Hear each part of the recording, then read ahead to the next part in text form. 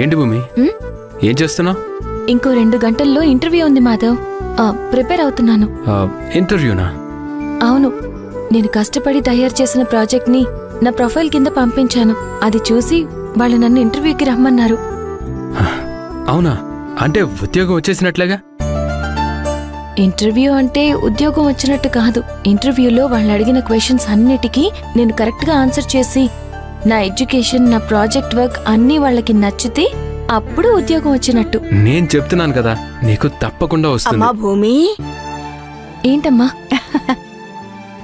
10 మందిలో తిరుగుతున్నావు, పేయి మీద తులం బంగారం అన్న లేకుంటే ఆడపిల్లకి ఏమి ఇజ్జతుంటది చెప్పు? ఇంకా 1,00,000 రూపాయలు గీ పైసలు తీసుకొని నీ మెళ్ళ తాడు కుదువ పెట్టినావు కదా, గది తీసుకో బిడ్డ, తీసుకో.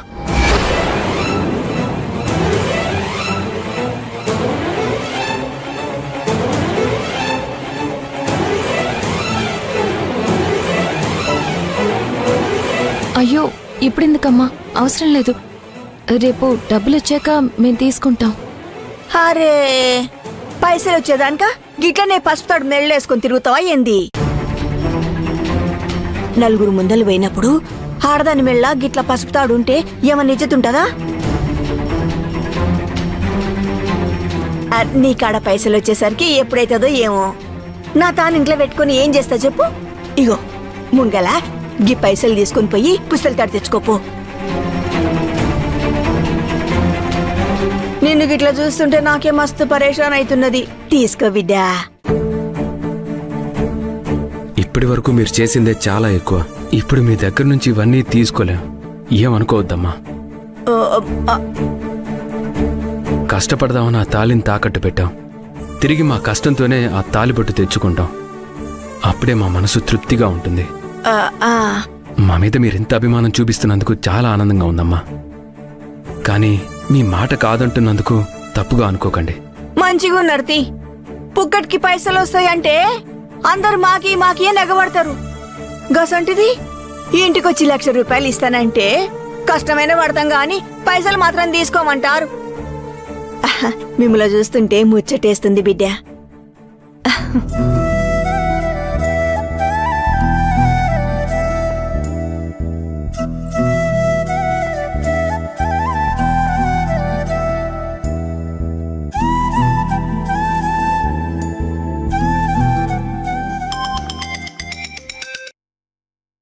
ఏమ్మా, నా కూతురు డబ్బులు తీసుకుందా? తాలిబొట్టు తెచ్చుకుంటానని చెప్పిందా?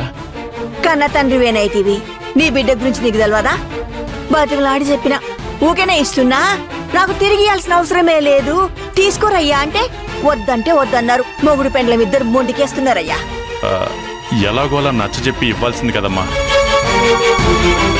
నా కూతురు ఇలా మెళ్ళో పసుపు తాడుతో తిరుగుతుంటే చూసి తట్టుకోలేకపోతున్నానమ్మా. తండ్రిగా నీ బిడ్డ కష్టం నువ్వు చూడలేకుంటివి. నా మగంతోనే నా కష్టమే నాకిష్టమని నీ బిడ్డ అనబట్టే. నీ బిడ్డనే కాదు, నీ అల్లుడు కూడా గసంటోడే. ఎంత బ్రతిమాల్లా పైసలు వద్దంటే వద్దని మొండికేసిరయ్యా. కష్టం అంటే ఏంటో తెలియకుండా పెంచిన నా బిడ్డకి కష్టాన్నే ఇష్టం చేశాడు. నేరుగా ఇస్తే నా కూతురు తీసుకోదని నాకు తెలుసు. షార్టుగా ఇలా మీ ద్వారా ఇద్దామంటే కుదరలేదు. సరే అమ్మా, నా మాట కాదనకుండా మీ ప్రయత్నం మీరు చేశారు. కానీ నా బిడ్డని ఓ గంట కనిపెడుతూ ఉండండి. తనకి ఏ కష్టం వచ్చినా నాతో ఒక్క మాట చెప్పండి. గట్లనే అయ్యా. గంత మోదేవరివి బిడ్డ కోసం నువ్వెంత పరేషాన్ అవుతున్నావో నాకు సమజైతున్నదయ్యా. నీ బిడ్డకి ఏ కష్టం రాకుండా నేను చూసుకుంటా కదా. నా చెయ్యి దాటిపోతే గట్లనే నీకు చెప్తా. చాలా థ్యాంక్స్ అమ్మా.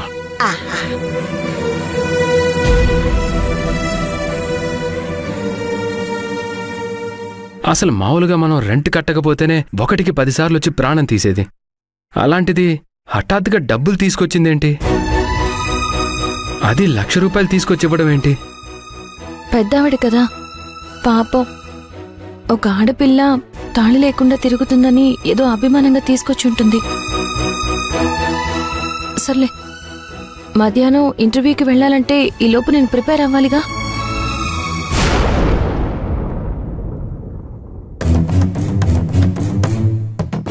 శౌర్య, అమ్మ వాళ్ళు ఎక్కడున్నారు? పైనున్నట్టున్నారన్నయ్య. సరే.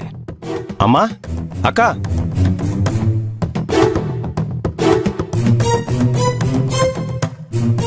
ఏంట్రా, ఏమైంది?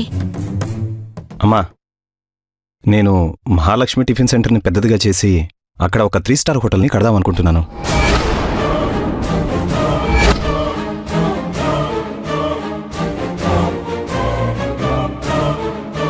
ఆలోచన మంచిదేరా, కానీ అంత డబ్బు మన దగ్గర ఎక్కడుంది? లేవమ్మా, అందుకే బయట తీసుకుందాం అనుకుంటున్నాను.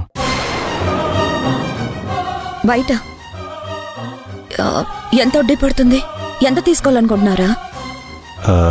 దాదాపు ఒక 10 కోట్ల దాకా పడుతుందనుకుంటా.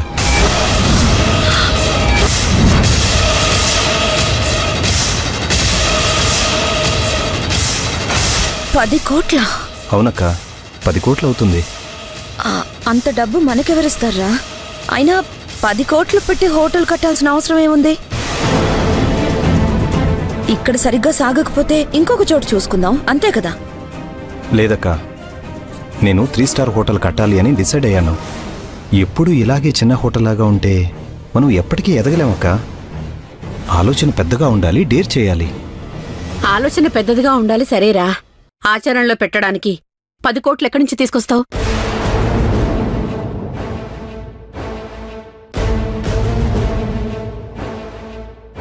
ఇంటి పేపర్లు అలాగే హోటల్ పేపర్లు తాకట్టు పెట్టి డబ్బులు తీసుకుందాం అని అనుకుంటున్నానమ్మా.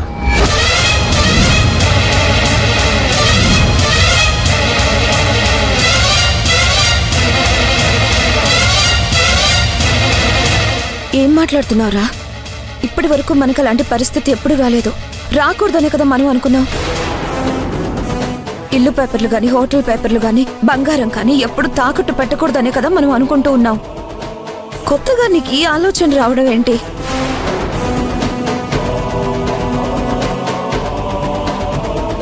ఇంతకు ముందు అమ్మ ఒకసారి పెడదామని అంటే నువ్వే అరిచావు. అలాంటిది ఇప్పుడు నువ్వే వచ్చి 10 కోట్ల రూపాయలకి తాకట్టు పెడతాను అని అంటున్నావు. అక్క, రోజులు ఎప్పుడు ఒకేలాగా ఉండవు కదక్క. రోజులు మారుతాయి, దాంతోపాటు మనము మారాలి. ఆలోచించరా, తొందరపడకు. తొందరపడి ఏ నిర్ణయం తీసుకోవద్దు. అసలు ఈ ఆలోచన నీకెలా వచ్చిందో నాకు అర్థం కావడం లేదురా. రాఘవ్కి ఎందుకు వస్తుందమ్మా? రాఘవ్ పక్కనున్న అలేఖ్యకి ఇలాంటి ఆలోచనలు పుడుతూ ఉంటాయి. ఆకాశానికి నిచ్చెన వేసి ఎక్కాలనుకుంటుంది. దాని దూరం ఎంతుందని కానీ, ఎక్కగలనా లేదా అనే ఆలోచన కానీ ఏదీ ఉండదు అలేఖ్యకి. అక్క, మీరు అలైక్యని అపార్థం చేసుకోవడం ఆపండి. ఈ నిర్ణయం అలైక్య ఒక్కదాంతే కాదు, నేను అలైక్య మాట్లాడుకుని ఇద్దరం కలిసే నిర్ణయం తీసుకున్నాం.